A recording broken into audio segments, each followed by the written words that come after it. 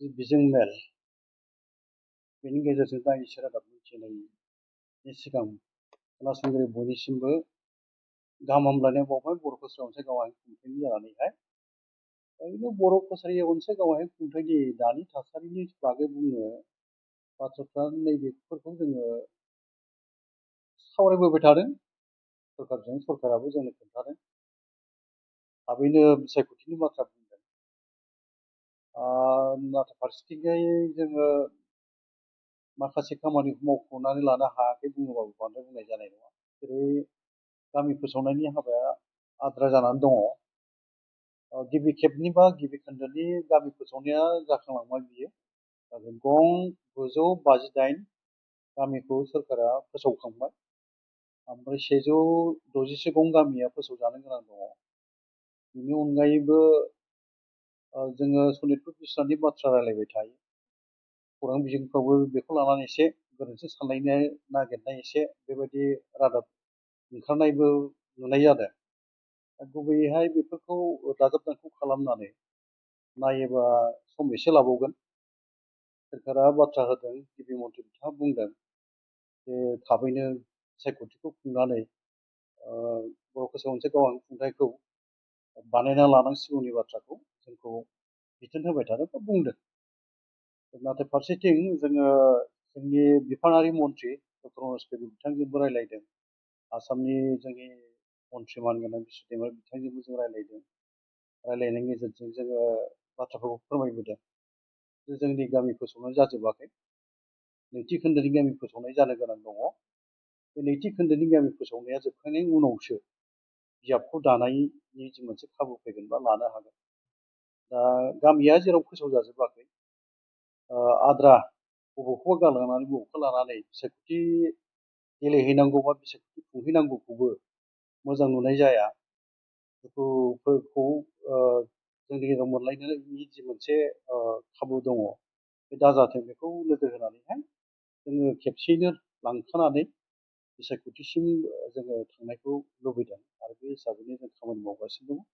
खौसेथि बर' सुबुं आफादाबो आरो बर' फरायसा आफादनि जोंनि जिल्लानि दैदेनगिरिफोरजों गोबां जायगायाव जोङो थांनानै सावरायनायफ्रा बबेबा जायगायाव जादों, बबेबा जायगायाव जायाखै बेखौबो बुंनांगोन। नाथायबो जोङो ओरैनो बाथ्राफोरखौ फोरमायलायनाया जाबाय थादों। दा बाथ्राया जाहैबाय आं बुंनो लुबैनाया, जोङो बाथ्राफोरखौ जेब्ला गोलाव जायो, गोबाव जायो, रायलायनायफ्रा गेप थायो, बेवहाय बायदिसिना साननायफ्रा जोंखौहाय मालाबा समाव एसे गोरोन्थि सानहोनायफ्राबो जायो। रायलायनाया जोंनाबो जेरैबायदि दुलाराय बर' फरायसा आफाद आरो खौसेथि बर' सुबुं आफादजों ज' जानानै रायलायनांगौ, बेफोर सम सम जानो हागौ बबेबा गेपिं थादों, जायनि जाहोनाव बे गोरोन्थि साननायफ्राबो फैनो नागिरदों। आं बिदिबायदिबो मोनदों आरोखि। नाथाय खोथाया जाहैबाय जोङो जेंनाखौ लानानै ज' रायलायनायाथ' जाबाय थानांगौ। आरो फारसेथिं जोङो 2020 मायथाइनि 27 जानुवारियाव जालांनाय गोरोबथा, बिटिआर गोरोबथा, बेवहाय दुलाराय बर' फरायसा आफाद, एनडिएफबिनि मोनब्रै हान्जा आरो खौसेथि बर' सुबुं आफाद जथायनो जोङो गोरोबथाखौ जेराव खालामदोंमोन। नाथाय आं नुनायाव जोंनि गेजेराव रायलायनायफ्रा बाङाय अनजिमानि बुङोबा बांद्राय बुंनाय जानाय नङा।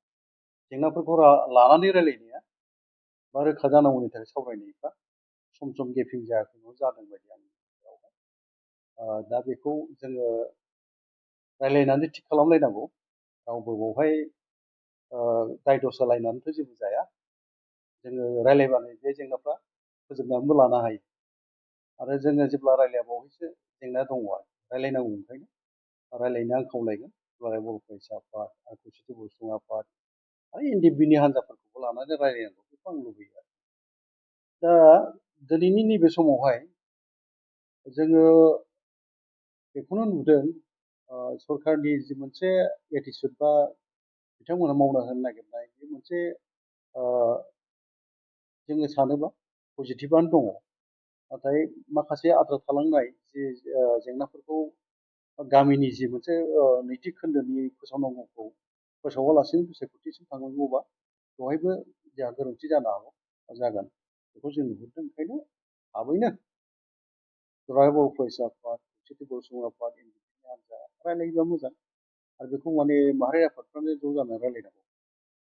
जोंनि लेभेलनिफ्राय रायलायनाया बबावबा जानो हागौ एसे आजावजायै बा जाथाव दिनैहाय जोंथ' खुंथायावबो थाबाय राजखान्थिनि बाथ्रा बुंनो थाङोबा आरो दोलो हिसाबैबो जोङो बिजेपियाव दा थानाय जाहैबाय बे जाहोनाव रायलायनायफ्रा जोंजों बा जोंनि लिंहरनायाव रायलायनायफ्रा बारा आजावजाथाव जानो हागौ ओंखायनो माहारि आफादफ्रानो ज' जानानै रायलायनानै रोखा जायोबा मोजां बेखौ लुबैनाय जादों। दा बेनि अनगायैबो आं बाथ्रा बुंनो लुबैनाया जोङो आं दहायनो एसे बुंदों दाय दस होलायनानै जेबो जानाय नङा रायलायनांगौ आरो बाथ्राया जाहैबाय माखासे बाथ्राफोरखौ बिजिरनानै नायोबा जोङो नेयाखै नङा नेबोबायबो रायजो राजाया जोङो 1993 मायथाइनिफ्राय बिएससि गोरोबथानि उननिफ्राय बेनि उनावहाय 2003 मायथाइ बावहाय बिटिसि गोरोबथा आरो 2020 मायथाइनि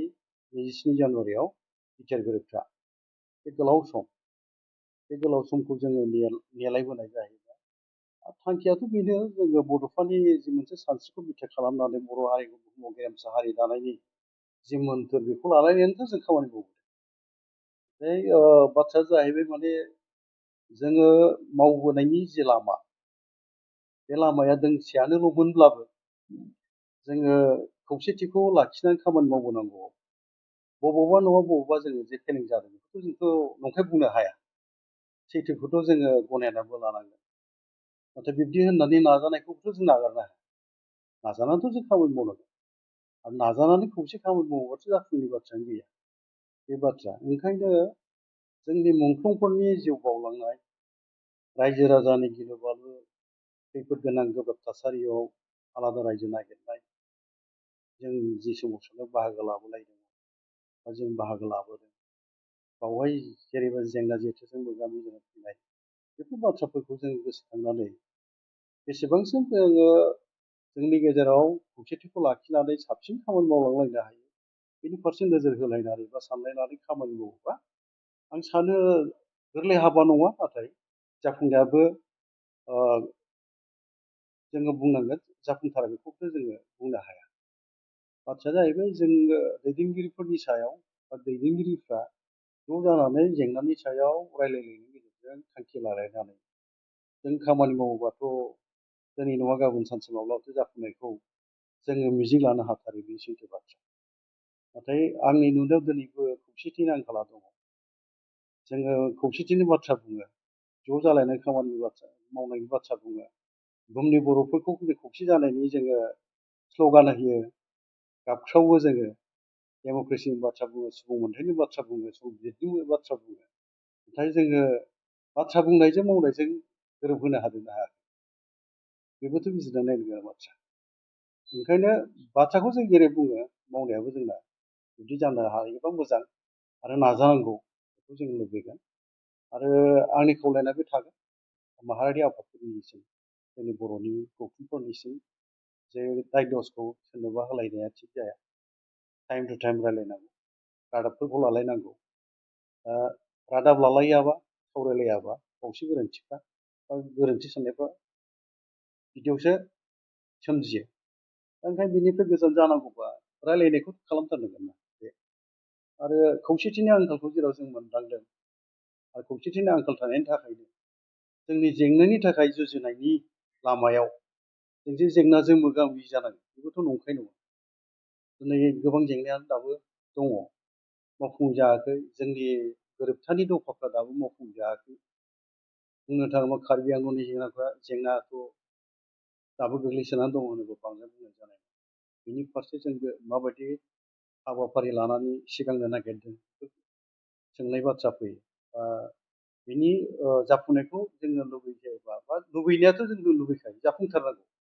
बेखौ मावफुंनांगौबा खौसेथिनि गोनांथिया बियो रोखा खौसेथिखौ नांथारगौ दा जोंनि गेजेराव सोरबाया माबा मोनसे मावनो नागिरोबा सोरबाया बाजानाय बेबायदिबो रादाबबो खोनालायलांसै मालाबा फारसेथिं ज' जानानैबो मावनो रोङा सोरबाया मावनो नागिरबाबो बेखौबो सोरबाया बाजानाय बेबायदि रादाबबो मालाबा खोनालायलांसै दा बिब्दियानो जायोबा बर' हारि दानायनि जि मोनसे जोङो बाथ्राफोर बुङो बड'फानि नाम लायो जोङो बड'फानि जि मोनसे बर' हारिखौ गेरेमसा हारि दानायनि बिथांखियाव खामानि मावनायनि जोङो जाय बाथ्राफोरखौ साननाय लायो मावनो सिगांदों बेफोरथ' जेंनाजों मोगा मोगि जानांनायनि अनगायैथ' जेबो जानाय नङा खौसे जायाब्ला। ओमफ्राय खौसेखौ जेरैखि जाया जों बोरै जानो हायो बेनि फारसे रायलायनायाबो जानांगौ। दा सम सम खोनायो मालाबा मालाबा जोंनि गेजेराव रायलायनो नागिरनायाव सोरबाया बाजानाय माबानाय बे बाथ्राफोरखौ रादाबफोरखौ जोङो मालाबा मालाबा खोनासै बबेबा मिटिङाव सोरखौबा लिंहरा बिदिबो जानायबो रादाबबो खोनालायलांसै बिदिबो जामारदों नामा जोंथ' दा राजनितियाव फैबाय हिसाबै आरो पार्टियाव दं हिसाबै जोंखौथ' लिंहरनांगौनिबो बाथ्रा गैया। नाथाय बबेबा रायलायनो गोनांफोर दङबा जोंजों रायलायनायाव मालाय माथो गोरोन्थि दङ। जोंबोथ' बर' हारि दानाय बाथ्राफोरखौ साननानै खामानि मावगासिनो दङ मावलांगोनबो। पार्टियावसो थानानै जों मावदों जानो हागौ गिबियावथ' आंथ' बर'सो बर' हिसाबै बर'नि थांना थैनाय रैखाथि थामोन्थानि बाथ्रा राव हारिमु थुनलाइ गेवलांसारनायनि बाथ्रा बेफोरखौबोथ' जों मावनो होननानै सिगांबोदों आगोलनिफ्रायनो बा मावबोदों खामानि मावबोदों। बे जोङो बे थांखिफोरजों बा जोङो जाय मोनसे बाथ्राफोरखौ रायजो राजानो बिबान लानानै जोङो खामानि मावबोनाय बेथ' जाफुङाखै नालाय जाफुंहोनो थाखायथ' जों दाबो मावनांगौ। दा बे बाथ्राखौनो आं बुंनो लुबैयो आरो जों सैथोखौ गनायनांगोन। सैथोखौ जेब्ला गनाया बावनो जेंना फैयो। जोङो गावजों गाव सैथो बाथ्राफोरखौ गनायलायनांगोन आरो नंगुबै बाथ्राखौ जोङो गनायनानै खामानि मावनांगौ आरो गोरोन्थिया जादोंबा आसि थुनानै खोन्थालायनांगौ बेखौबो आङो बुंनो लुबैगोन। आरो माबा मोनसे सावरायनो गोनां दङबा थोंजोङै नङाबाबो आथिखालावथ' आखाइ आखाइ जानबुं थायो सोंहरलायनो हायो खोन्थालायनो हायो फोरमायलायनो हायो। दा बेखौबो खालामालासिनो मालाबा मालाबा हरखाब माबा मोनसे गोरोन्थि जाबानो जों खौरां बिजोंफ्राव सोंखारिलायनाय आं बिदिखौ लुबैया। जोंखौ बुंहरोबा मोनैनि मा खोथा दं बा रायलायोबा मा मोनथियैनि खोथा दं खोन्थालायनायावलाय मानिथो मा जोंहा बहाय खहा जायो। दा ओंखायनो आंनि खावलायनाया बे थागोन जे जोङो दायद' सोलायनानै जेबो जाया आरो जों खौसेयै खामानि मावलांनो नागिरनायाव दायद' सोलायोबा बे आरो गाज्रिसिनसो जानायनि लामा दङ। बेखौ जानायखौ आं मालाबाबो लुबैया। आंथ' आंनि गोसोनि बाथ्राफोरखौ बा सानस्रिफोरखौ आंनि मेथाइ लिरनायफोरनि गेजेरजोंबो फोरमायबोबाय। गोबां मेथाइआवनो दङ हारिखौ मोजां मोननायनि मानसिफ्रा बोरै लादों आं बुंनो रोङा नाथाय आं बेफोरजोंबो फोरमायनो नाजाबोदों मेथाइनि गेजेरजोंबो।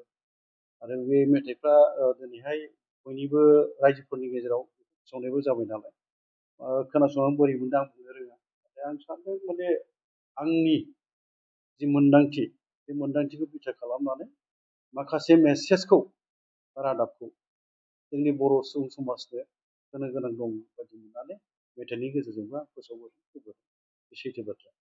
दा दिनैनि समावहाय जोङो जयैनो आगान सुरनांगोन इयुननि थाखाय खामानि मावलांनांगोन। जाफुङै आद्रा थानाय थांखि मिजिं सिमांफोर बर' हारिखौ जोङो बुहुम गेरेमसा हारि दानायनि बर'फोरनि जे सिमां बेखौ मोगथां महर होनांगौबा जोङो आंथ' सानो एटलिस्ट जों नंथ्राबाबो 5निफ्राय 10 बोसोरसिमसो खौसे जानानै खामानि मावोबा गोबां जोंनि जेंना जेथोखौ सुफुंनानै लानो हागोन आदाय खालामनानै लानो हागोन।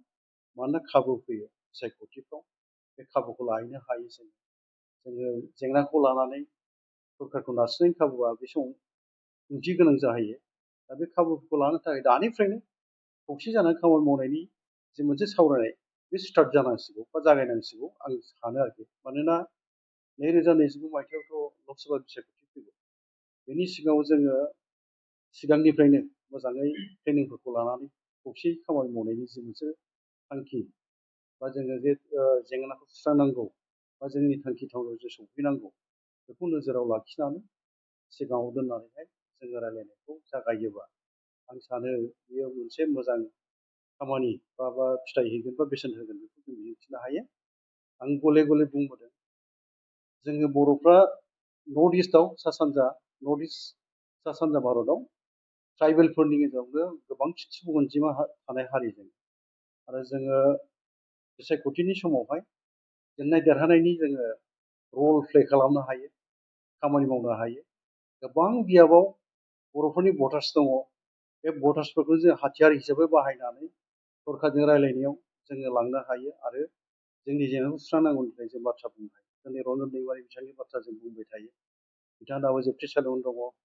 बर'नि सासे जांख्रिथाय हाथियार जांख्रिथायनि सासे दैदेनगिरिमोन। बियो दिनैहाय गोरोबथानि उनाव जोबथेसालियाव जोबनानै दोनजानाय, दाबो जोबथेसालियाव थानांनाया जोंनि थाखाय दुखुनांथाव बाथ्राबो। बिथांखौबो सोरगोनांगौनि थाखाय जों खामानि मावनांगौबा जों खौसेयै नारसिनाबा सरकारखौ बोरैहाय जों दिहुननो हागोन, बे सोंनाय बाथ्रा मोनसे फैयो। आरो आंनि लोगोआव थाफानानै खामानि मावबोनायाव बा जों मावबोनायाव आङो गेपिं थानाय एसे एसे मोनबोदों। बाथ्राफोरखौ बुङोबा, सैथोखौ बुङोबा सोरबाया आरो बेखौनो दुखुबो मोननो हालायगौ। माने सैथो बाथ्राफ्रा सोरनिबा मोदोमाव नाङो बुंनायफ्रा। नाथाय आं खावलायनो लुबैगोन जों फैगासिनो थानाय समाव जाहाथे इयुनाव फैगासिनो थानाय समावहाय जयै खामानि मावो। दिनैहाय बुंनो थाङोबा जोङो भारतनि गाहाय मन्थ्रिखौ लोगो हमनो थाङोबा, बा जोंनि भारत हादरनि नखर बिफाननि मन्थ्रिखौ लोगो हमनो थाङोबा, बा सोरबा गेदेमा राजखान्थि दैदेनगिरिफोरखौ लोगो हमनो थाङोबा, जोङो आंनि नोजोराव ज' थांनानै लोगो हमनायफ्रा जाबोआखै बुङोबाबो बांद्राय बुंनाय जानाय नङा। बेफोरखौ खालामनांगौ, आंनि खावलायनाया बे थागोन। जोङो ज' थांनानै बुंहैयोबा एसे जोंनि इउनिटि, इन्टिग्रिटि आरो सलिडारिटिनि बाथ्राफ्रा बावहाय बेरखाङोबो आरो बियो बेसेनबो मोनो। नाथाय हारसिं हारसिं थांनानै जेब्ला नोङो रायलायहैगोन, बावहाय जों जेरैबायदि बेसेन मोननांगौ बेबायदि बेसेनखौ मोननाया जों लुबैनाय बायदि जानो हागौ। ओंखायनो इउनाइटेडलि थांनानै जोङो जुजिनाया मोजां। आङो ओंखायनो 5 to 10 years माने 5 निफ्राय 10 बोसोरसिम जोङो इउनाइटेड पलिटिकेल स्ट्रागल, खौसेथि राजखान्थि जुजिनाय, राजखान्थियारि जोंनि सोमावसारनाय बा जोंनि जि मोनसे जांख्रिथाय, बेखौ जों लांनो हायोबा, इउनाइटेड पलिटिकेल स्ट्रागलखौ लांनो हायो, आं सानो माने जों गोबां जोंनिया स्ट्रं जागोन। मानोना आं दहाय एसे आगोलाव बुंबाय, गोबां बेयावनो जों बर' भटार्स दं। जोङो जेननाय देरहानायनि खामानि मावनो हायो, जेनहोनोबो हायो, देरहाहोनोबो हायो। आरो माखासे बिजाबाव जोंनो देरहायो ज' जायोबा। दा बेफोरनि थाखायनो खामानि मावनांगौ, रायलायलायनांगौ। दा बेखौ थिग खालामनो थाखाय आङो खावलायगोन बर'नि माहारि गौथुमफोर, बर'नि माहारि आफादफोर, स्पेसियेलि आंनि खावलायनाया थागोन दुलाराय बर' फरायसा आफादनिसिम। मानोना बर' हारिनि गेजेरावहाय सैथो बाथ्रा बे, दुलाराय बर' फरायसा आफादआ हारि दानायनि आरो रैखाथि थामोन्थानि थाखाय जाय खामानिफोरखौ मावबोदों सिगाङाव थानानै, बे हिसाबैनो दुलाराय बर' फरायसा आफादआनो रासिन रेसपन्सिबोल दङ आंनि नुहुरनायाव बा मोनदांनायाव बा आंनि मिथिनायाव बा सैथो बाथ्रा बेनो। ओंखायनो बयखौबो लाफानानै पसिबलि कालेक्टिभलि खामानिफोरखौ मावनो थाखाय आङो खावलायगोन। आंनि हास्थायनाया बे थागोन बिथांमोननि सायाव। आरो रायलायनायखौ जागायनांसिगौ, बेखौ आङो आरोबाव खेबसे खावलायनानै आङो बाथ्राखौ बयनोबो बेखिनि रादाबखौ मोनथिहोनो होननानै दिनैनि खौरां मेलखौ बावहाय आङो बिथांमोनखौ लिंहरनानै बेखिनि रादाबखौ फोसावनो साननाय जादों आरो आं बेखिनि रादाबखौ फोरमायनाय जाबाय।